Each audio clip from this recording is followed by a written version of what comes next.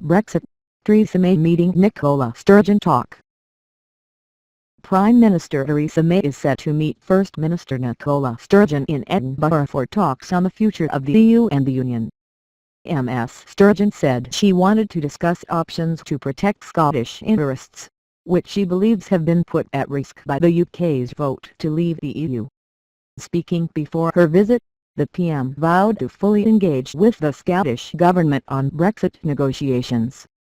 Mrs May said her message was that the UK Government was on the side of Scots. Special union, she said. This visit to Scotland is my first as Prime Minister, and I'm coming here to show my commitment to preserving this special union that has endured for centuries. And I want to say something else to the people of Scotland too. The government I lead will always be on your side. Every decision we take, every policy we take forward, we will stand up for you and your family, not the rich, the mighty or the powerful. That's because I believe in a union, not just between the nations of the United Kingdom, but between all of our citizens.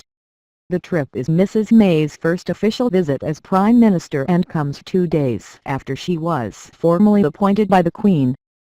Mrs May completed her first cabinet on Thursday, with leading Brexit campaigners Boris Johnson, William Fox and David Davis getting roles which will be crucial as the UK negotiates its withdrawal from the European Union: Foreign Secretary, International Trade Secretary, and Brexit Secretary respectively. The Scottish Government is seeking a separate deal on relations with the EU after the Brexit vote, which the majority did not back in Scotland, a prospect dismissed by new UK Chancellor Philip Hammond.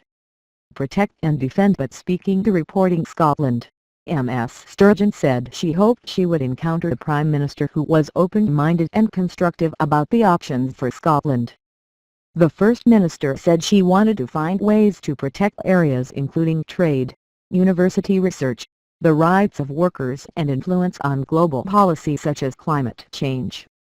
She added, "For those who still believe in the UK, I think the onus is on them to prove it can still protect and defend Scotland's interests.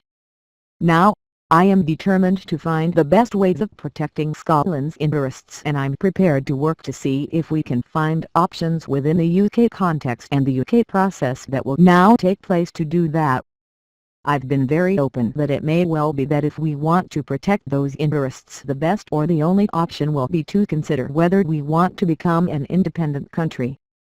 That's a decision that Scotland would have to take if we get there, but I'm open to examining all options."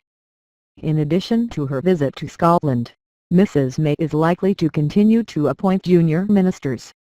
Her first cabinet saw the departures of Chancellor George Osborne, Justice Secretary Michael Gove, Culture Secretary John Whittingdale, Education Secretary Nicky Morgan and Work and Pensions Secretary Stephen Crabb. Just 4 cabinet positions have stayed in the same hands: Defence Secretary Michael Fallon, Health Secretary Jeremy Hunt, Welsh Secretary Alan Cairns and Scottish Secretary David Mundell.